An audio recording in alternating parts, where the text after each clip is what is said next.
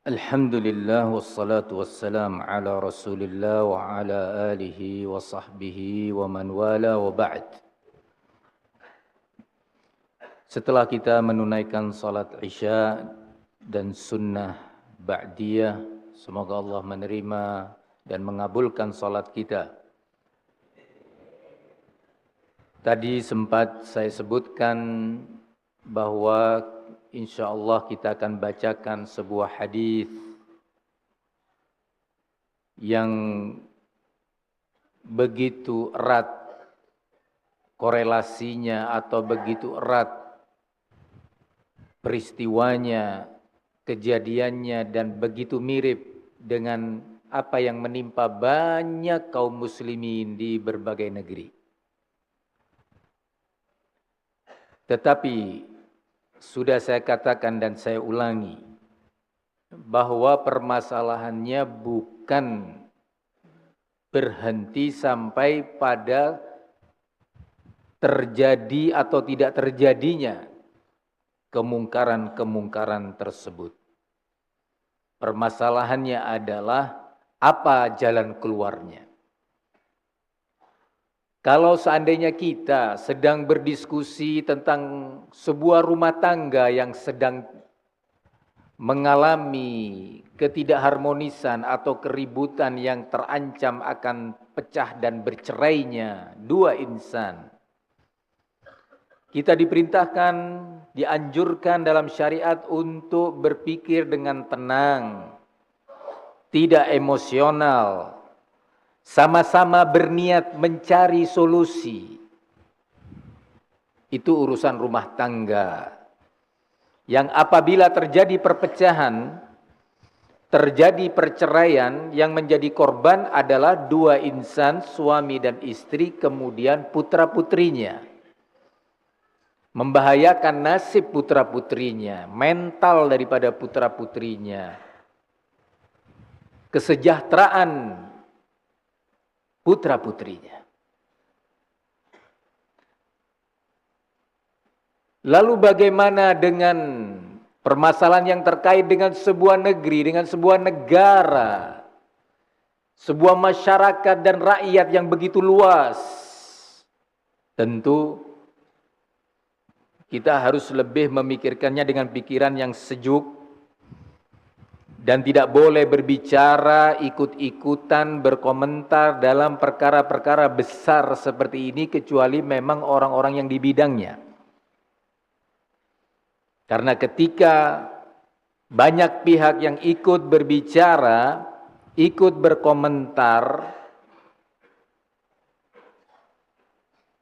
pihak-pihak yang tidak mengerti bagaimana bimbingan agama, bimbingan kitab suci Al-Quran dan bimbingan Nabi, maka yang akan terjadi bukan kebaikan. Yang terjadi kehancuran, kerusakan dan permusuhan. Wahai saudaraku setanah air, ambil pelajaran dari yang menimpa berbagai negeri di zaman kita hidup. Apa yang sekarang terjadi di beberapa negara semisal Libya, Sudan, dan yang lainnya.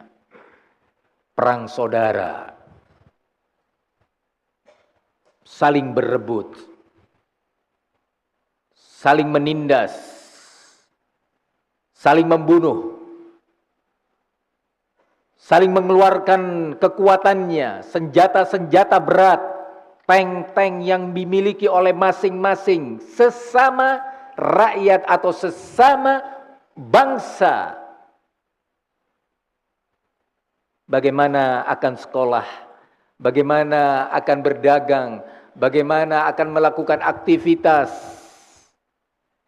Hidup dengan penuh ketakutan, hidup saling mengancam. Kehidupan keseharian dipenuhi dengan saling curiga. Hancurnya persaudaraan dan hancurnya negeri.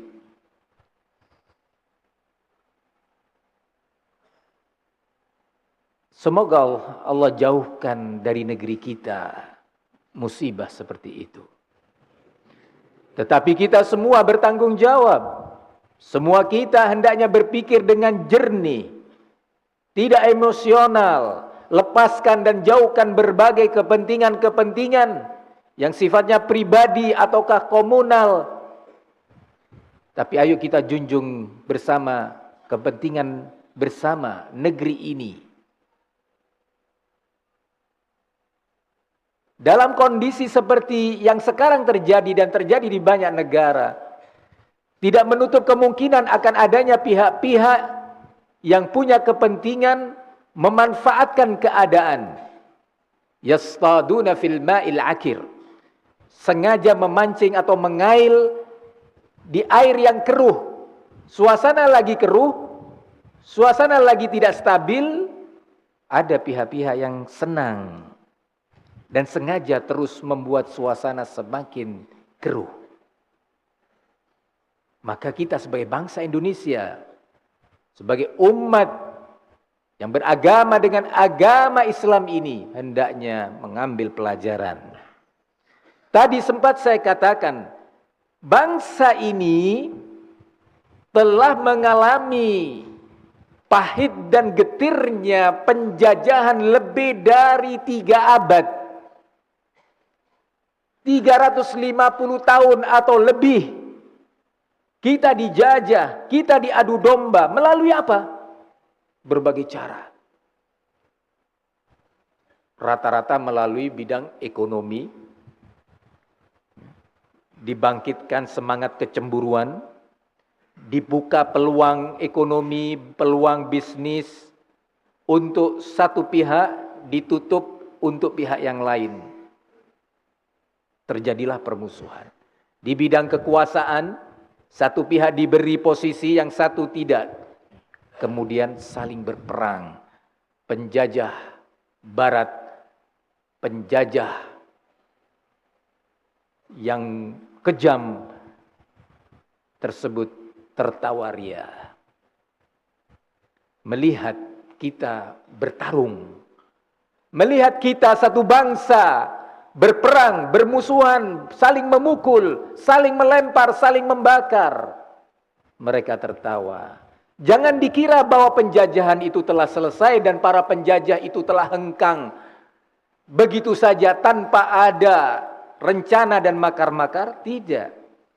Sampai hari ini para penjajah yang dahulu menguasai sejumlah negeri tetap berupaya mempertahankan hegemoninya di berbagai negara bekas jajahannya, mempertahankan kekuasaan dan pengaruhnya di negeri-negeri tersebut dengan cara antara lain adu domba, menciptakan kebencian dan permusuhan antar elemen bangsa. Kita harus waspada ini. Dan memang sejak dahulu pola adu domba itu sering melalui jalur ekonomi, jalur kecemburuan sosial, jalur yang sering disebut ketidakadilan, dan istilah-istilah yang semisal dengan ini. Mereka berhasil mengadu domba dan kita menjadi lemah hingga mereka lebih dari 3 abad bisa berkuasa dan terus mengambil hasil bumi negeri ini di samping misi-misi agama. Alhamdulillah, dengan izin Allah dan pertolongannya serta rahmatnya, Allah berikan kemerdekaan untuk negeri ini dan bangsa ini atas berkat rahmat Allah semata. Allah berikan kemerdekaan, nikmat dan karunia yang agung. Lepas dari penjajahan, lepas dari adu domba dan ambisi-ambisi penjajah. Hingga kita bersatu, kita membangun, berusaha untuk bangkit. Dan demikian seharusnya. Kita harus bangkit. Kita harus bersatu di atas jalan-jalan yang diridhoi oleh Allah Subhanahu wa ta'ala, yang terbimbing. Kaum muslimin, ambil pelajaran dari apa yang menimpa Somalia dan sejumlah negara di sekitar sana.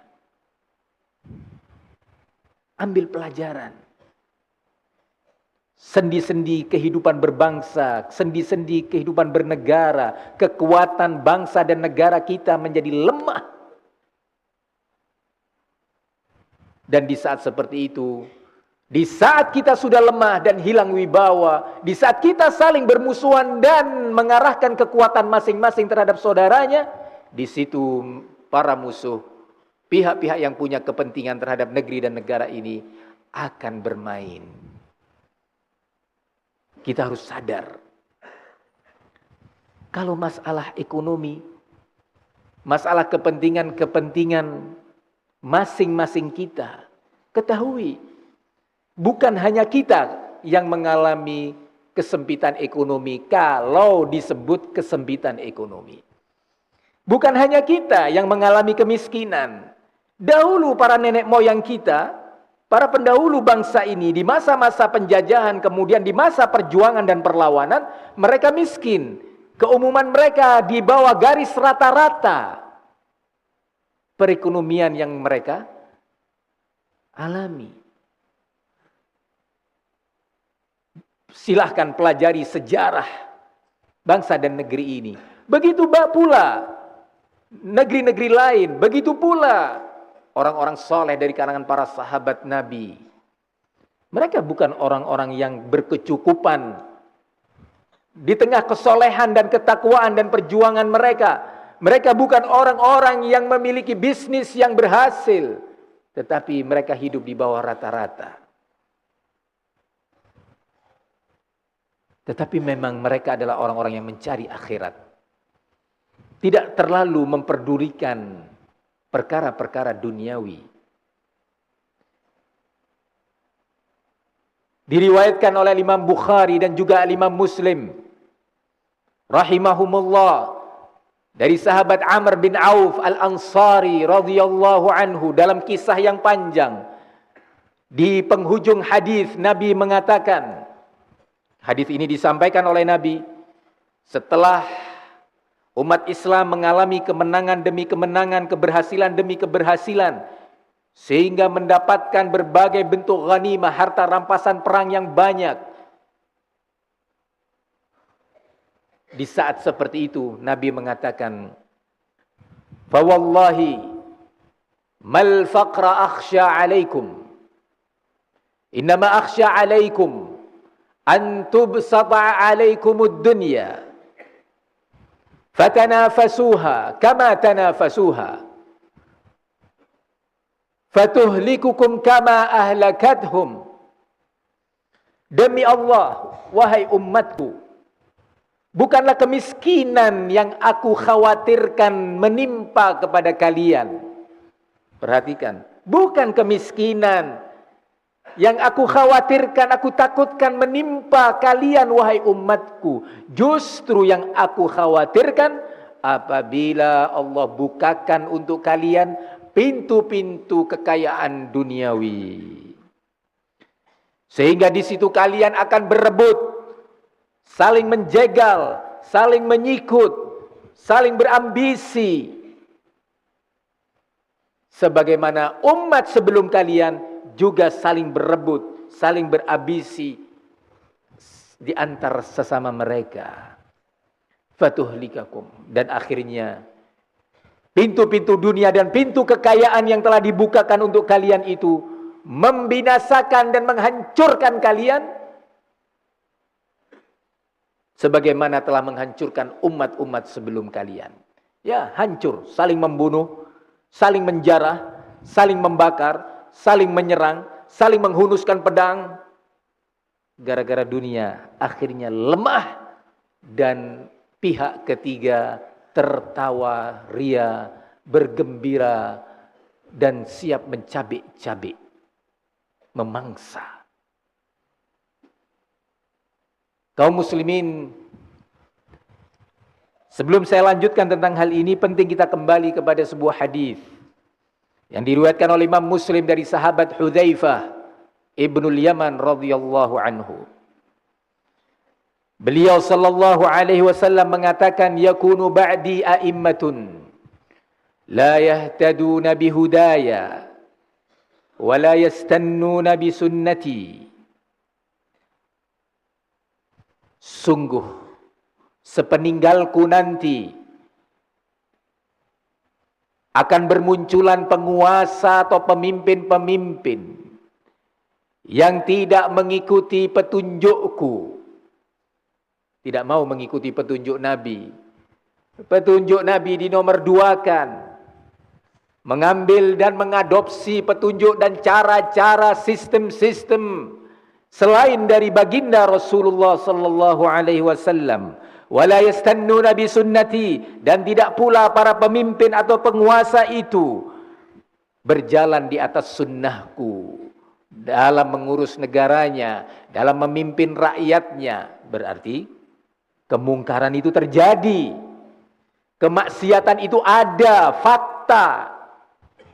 Bukan isu atau cerita dari sana ke sini.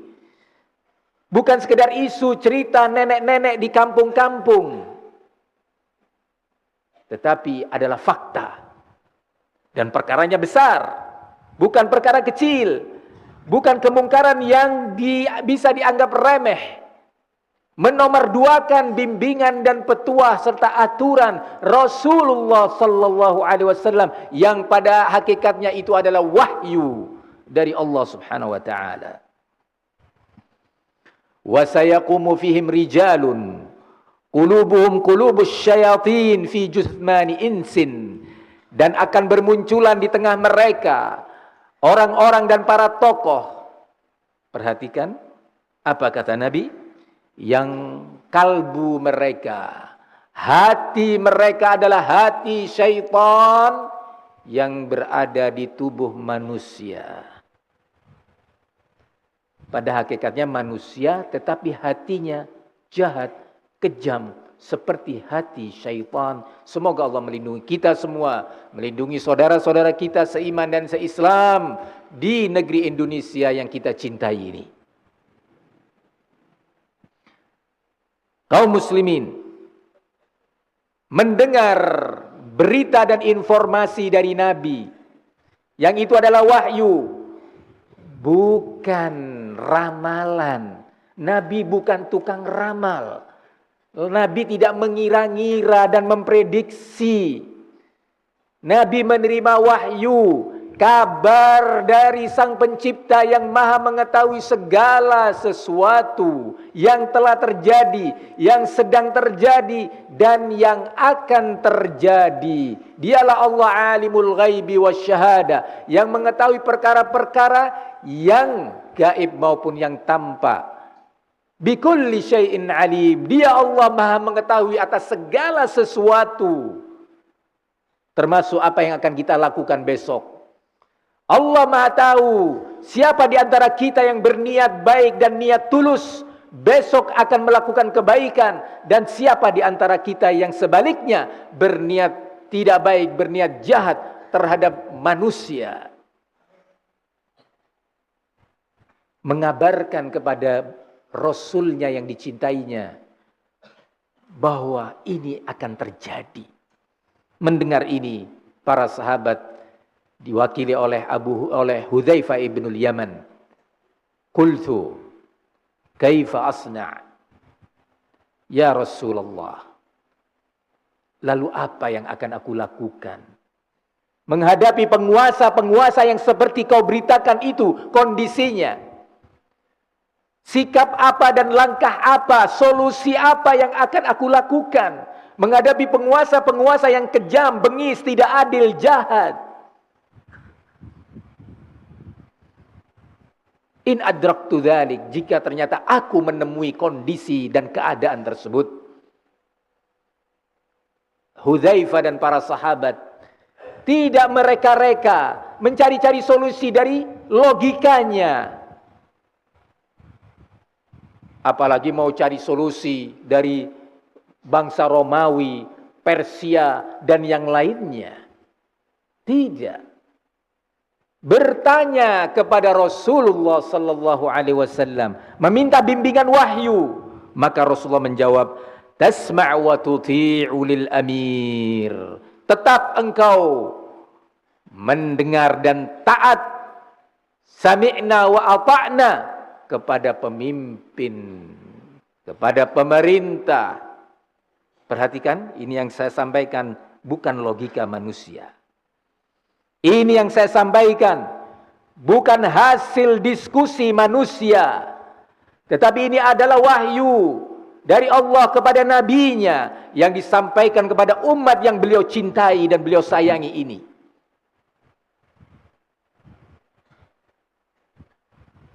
Ini bukan filsafat hasil buatan para filosof. Ini adalah wahyu yang suci. Kaum muslimin yang semoga dilindungi oleh Allah Subhanahu wa taala. Nabi melanjutkan dan menegaskan. Qala wa in daraba dhahrak wa akhadha malak fasma' wa ati'. Walaupun penguasa yang kejam tadi, penguasa yang tidak adil dan tidak sportif itu tadi mencambuk atau memukul punggungmu, berarti kejam, diktator, otoriter, menggunakan kekuatan militernya untuk menzalimi rakyatnya, mengurangi dan menghalangi hak rakyatnya. Daraba dhahrak, walaupun penguasa yang kejam tadi mencambuk punggungmu, wahai Hudzaifah, wa akhadha malak, dan merampas hartamu dengan berbagai cara. Rampas terang-terangan, datang ke rumah, diambil perusahaan kita, pabrik kita ditutup dan diambil alat-alatnya, diambil uangnya, atau dengan cara-cara dan aturan-aturan lainnya yang intinya mengurangi hak rakyat, mengambil harta rakyat. Subhanallah. Nabi kita sallallahu alaihi wasallam, sang penyayang dan pengasih kepada umat ini, mengabarkan berdasarkan wahyu sejak 1400 tahun yang lalu atau lebih.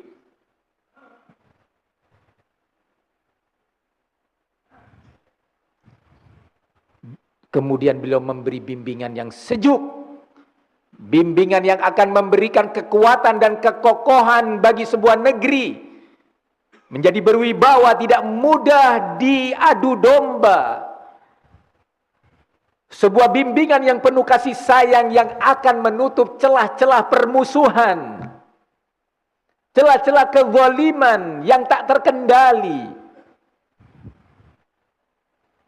Beliau mengakhiri dengan perintah fasma' wa ati'. Tetap engkau sami'na wa ata'na. Tetap engkau mendengar perintah-perintah, himbauan, ajakan waliul amr, dan taat kepada waliul amr dalam perkara-perkara yang baik. Ikuti, taati, jangan mengedepankan kemauan kita.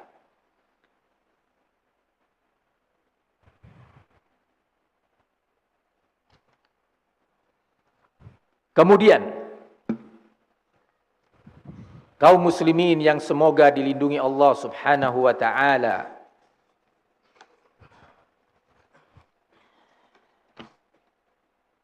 diriwayatkan oleh Al-Imam Al-Ajurri, salah seorang ulama dari negeri Baghdad yang bermadhab Syafi'i, bernama Muhammad ibn Husain Al-Ajurri, wafat pada tahun 360 Hijriah. Seorang ulama yang bermadhab Syafi'i yang dikenal dengan ketakwaannya, peduliannya, dan kekokohannya. Dalam salah satu karyanya yang berjudul Asy-Syari'ah, beliau menyebutkan sejumlah dan sederetan riwayat nasihat-nasihat Rasulullah kepada rakyat muslim menghadapi fenomena zamannya dan fenomena negerinya, menghadapi problem-problem yang muncul. Diriwayatkan oleh Al-Imam Al-Ajurri Al-Baghdadi rahimahullah sederetan hadis-hadis mulia itu. Di antaranya adalah sebuah nasihat dari khalifah yang kedua, yaitu Umar ibn Khattab radhiyallahu anhu, yang beliau sampaikan kepada seorang ulama senior yang bernama Suwaid bin Ghafalah rahimahullahu ta'ala. Qala li Umar ibn Khattab, telah berkata kepadaku, menasehati aku, kata Al-Imam Suwaid bin Ghafalah, Amirul Al-Mu'minin Umar ibn al-Khattab, dalam sebuah nasihat beliau mengatakan kepadaku, la adri la'allaka an tukhallafa ba'di fa'ati'il imam. Aku enggak tahu, mungkin saja engkau akan hidup lebih panjang sepeninggalku nanti. Umar sudah mengabarkan, bisa saja aku akan mati terlebih dahulu dan engkau hidup sampai sepeninggalku nanti. Maka apa nasihatnya? Salat, zakat, puasa, haji, yang semua itu adalah ibadah-ibadah mulia, bagian daripada rukun Islam yang 5. Birrul walidain, berbakti kepada kedua orang tua, al-ihsan ilal jar, berbuat baik kepada tetangga, yang semua itu bagian daripada ajaran Islam yang mulia dan memiliki kedudukan yang tinggi dalam deretan ibadah dalam Islam. Ternyata nasihat Amirul Mukminin Umar ibn al-Khattab, qala fa'ati'il amir awil imam, taatilah penguasa. Berarti memang para sahabat itu punya perhatian yang serius masalah ini. Ini yang ditakutin oleh Yahudi dan Nasara. Bimbingan-bimbingan Rasulullah yang seperti ini yang ditakutkan oleh para pengerusak, para orang-orang yang ingin menghancurkan negeri-negeri umat Islam. Ketika umat Islam benar-benar mengikuti petuah dan aturan bimbingan Rasulullah, mereka sadar negerinya akan kuat, negaranya akan kuat. Maka dari itu mereka sangat berusaha serius dengan biaya yang besar-besaran, dana tidak sedikit untuk menjauhkan umat Islam dari bimbingan nabinya yang mulia, untuk menjauhkan umat Islam dan memisahkan umat Islam dari Al-Quran, kitab sucinya yang mulia, agar mereka lemah, agar mereka mudah diombang-ambingkan. Mari wahai saudaraku seiman, saudaraku sebangsa dan setanah air, kita bergandengan tangan, kita berpelukan, kita bersaudara, menjaga bersama-sama negeri kita, negeri Indonesia ini.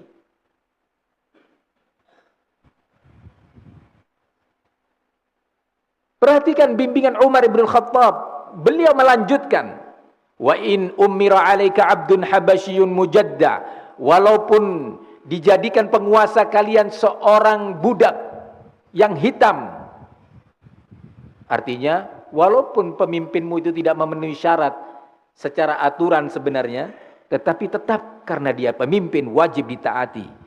Beliau melanjutkan, wa in zalamaka fasbir wa in haramaka fasbir, jika pemimpinmu, penguasamu, pemerintahmu menzalimimu, tidak adil kepadamu, wa haramaka, dan juga mencegah hak-hak kalian, mencegah hak-hak kamu, menzalimi harta kita, menzalimi ekonomi kita, menzalimi berbagai perkara, fasbir, kata Umar ibn Khattab, sabarlah engkau, sabarlah engkau, sabarlah engkau.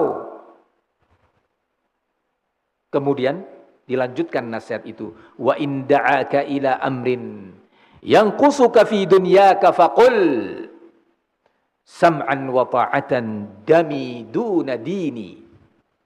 Kalau penguasamu yang jahat itu mengajak engkau, memerintahkan engkau kepada perkara, kepada perbuatan, kepada kebijakan dan aturan yang akan mengurangi duniamu, yang akan mengurangi bagian perekonomianmu, penghasilanmu,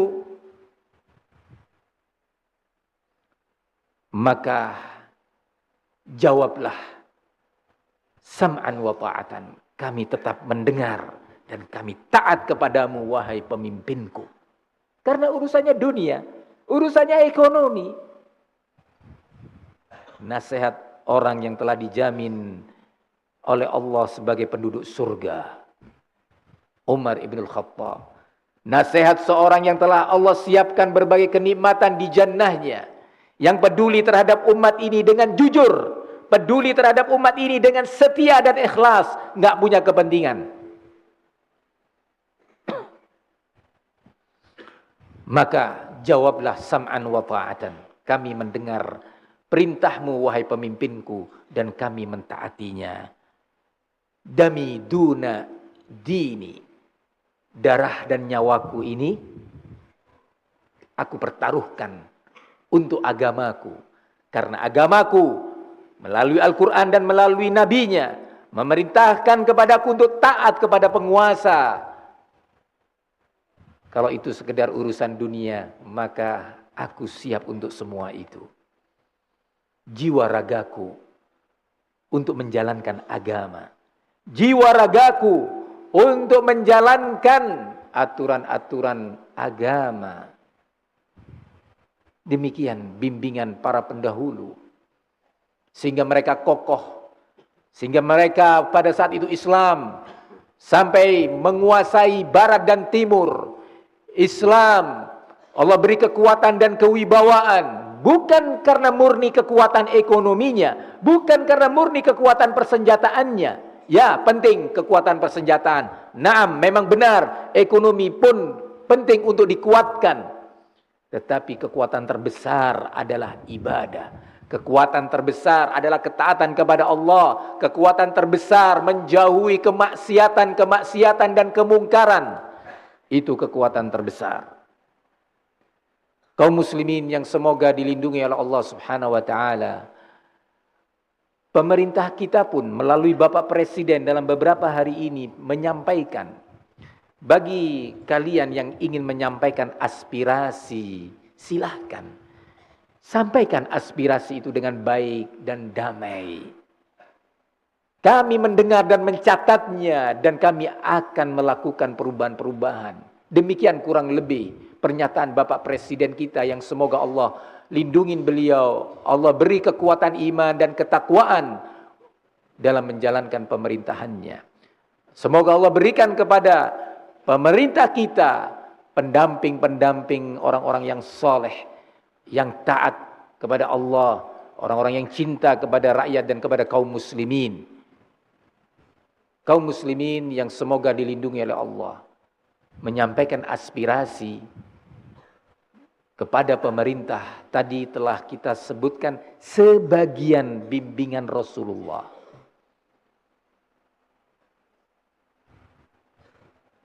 Penting jika memang aspirasi itu harus disampaikan, maka sampaikan dengan damai, bukan dengan kekerasan. Bukan dengan seperti apa yang terjadi. Ya, kami menyadari kalian adalah saudara-saudara kami. Kami juga sedih terhadap apa yang menimpa kepada kalian. Tetapi kebenaran harus dikatakan. Kebenaran harus disampaikan. Dan kami mengajak kepada semua untuk bergandengan tangan, bersama-sama membenahi keadaan. Dengan apa kita membenahi keadaan? Dengan cara-cara yang terbimbing, yang datang dari Allah Subhanahu wa taala Ar-Rahman Ar-Rahim, yang maha penyayang, maha pengasih kepada hamba-hambanya. Dengan apa kita memperbaiki keadaan ini? Dengan mengikuti bimbingan sunnah nabinya, mengikuti bimbingan baginda Rasulullah sallallahu alaihi wasallam dalam semua urusan kita. Dan kita memperbaiki urusan kita dengan Allah. Kalau kita ingin negeri ini benar-benar baik, aman, tentram, dibukakan berbagai pintu-pintu rizki yang halal, dari berbagai penjuru negeri ini, dari berbagai tempat dengan berbagai bentuknya, rizki yang tak terhitung. Maka perbaiki hubungan kita dengan Allah. Perbaiki hubungan kita dengan Pencipta. Dengan melakukan berbagai ibadah.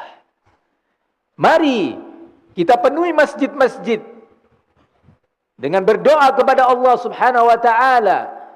Kita penuhi masjid-masjid dan rumah-rumah Allah untuk bersujud, berdoa, meminta, ya Allah, lindungi kami di negeri ini. Berikan kepada negeri ini dan kepada kami semuanya keimanan dan ketakwaan. Berikan, ya Allah, kepada kami dan pemerintah kami kebaikan, dan jauhkan dari kami dan pemerintah kami segala keburukan dan kejelekan, ya Allah.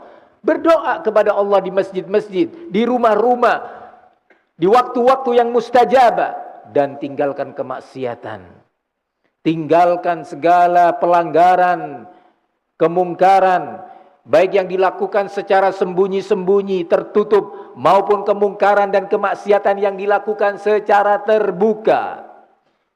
Dengan kita bertobat kepada Allah, kita beristighfar kepada Allah dan meminta ampun atas segala dosa, maka Allah akan perbaiki keadaan ini.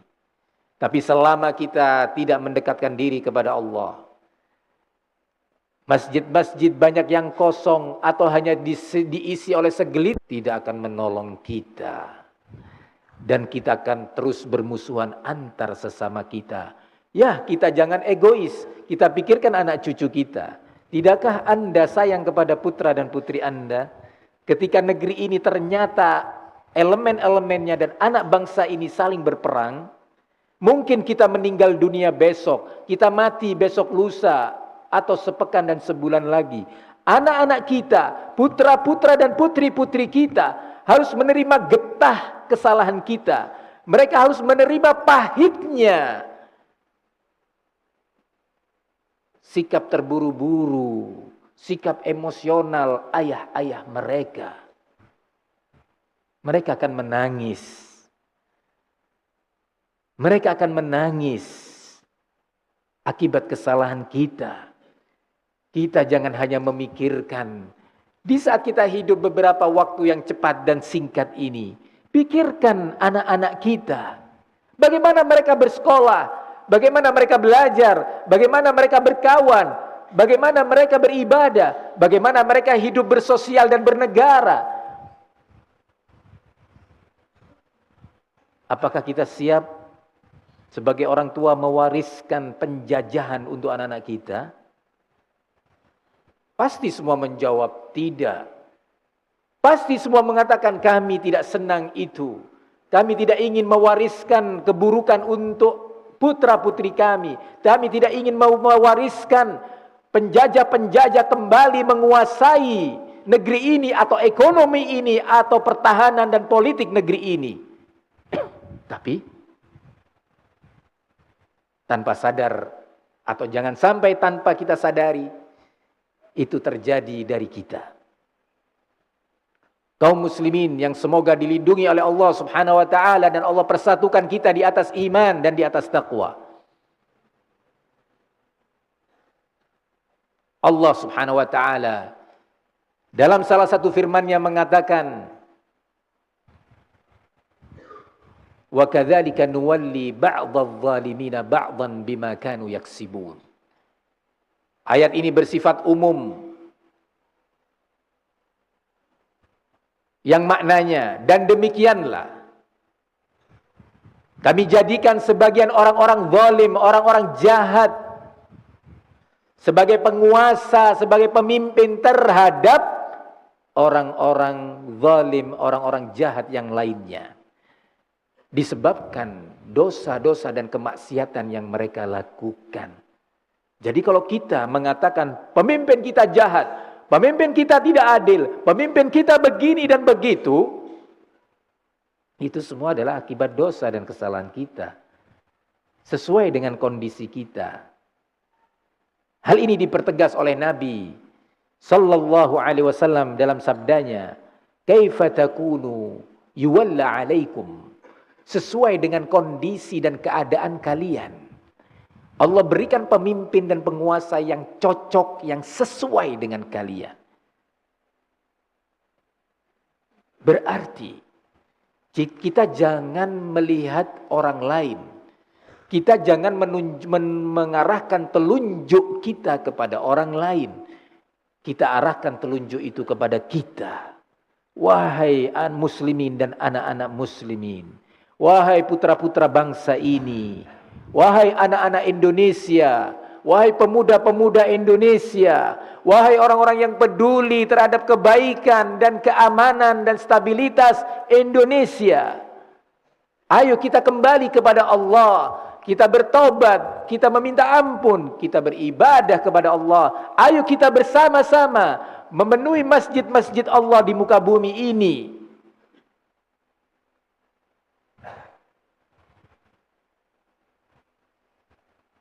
Ayyuhal muslimuna ibadallah. Atas dasar itu, saya menasihatkan kepada diri saya, keluarga dan teman-teman dan seluruh kaum muslimin dan seluruh anak bangsa ini untuk jangan mudah ikut-ikutan. Untuk jangan mudah menjadi orang yang mudah terprovokasi. Kalau ada ajakan dan seruan, jangan begitu mudah diterima. Diteliti, dinilai dengan timbangan dan neraca agama. Jangan terburu-buru dalam kondisi seperti ini, Anda akan menyesal. Jangan ikut-ikutan dan mudah untuk diprovokasi, Anda akan menangis. Jangan dan jangan ambil pelajaran apa yang pernah menimpa negeri ini beberapa puluh tahun yang lalu. Semua orang ada kekurangan, semua kita punya kesalahan. Kita dalam sekup rumah tangga, memimpin rumah tangga yang hanya di sana ada istri dan beberapa anak-anak. Tidak jarang dari kita sebagai suami atau sebagai ayah. Baik status kita sebagai suami atau status kita sebagai ayah. Yang belum adil terhadap mereka, yang belum sportif dalam beberapa permasalahan, belum jujur dalam sekian kasus, percekcokan terjadi dalam rumah tangga kita akibat kezaliman dan ketidakadilan. Begitu juga para istri. Sudahkah kalian menjadi seorang istri yang salihah, yang benar-benar menunaikan hak-hak Allah dan hak-hak suami? Ini sebagai evaluasi. Kalau kita di rumah tangga belum adil, belum sportif, belum jujur, masih berbuat kezaliman, masih mengurangi hak yang harus ditunaikan, maka jangan terlalu besar berharap untuk Allah memberikan pemimpin yang baik. Itu hanyalah angan-angan belaka. Tetapi kita semua dipanggil untuk berbenah. Qul li'ibadiyalladzina asrafu ala anfusihim la taqnatu min rahmatillah. Katakan wahai Muhammad kepada seluruh hamba-hambaku yang telah banyak berbuat kemaksiatan, yang telah menzalimi diri-diri mereka dan berbuat kemungkaran, kembali kepada Allah, jangan putus asa dari rahmat Allah. Allah Maha Penyayang memanggil kita. Allah Maha Pengasih memanggil kita untuk bertobat, berbenah diri. Ayo bersama-sama kita melakukan itu. Jangan mudah terprovokasi. Ingatkan saudara, ingatkan teman, ingatkan tetangga untuk tenang, untuk banyak berzikir, meminta kepada Allah.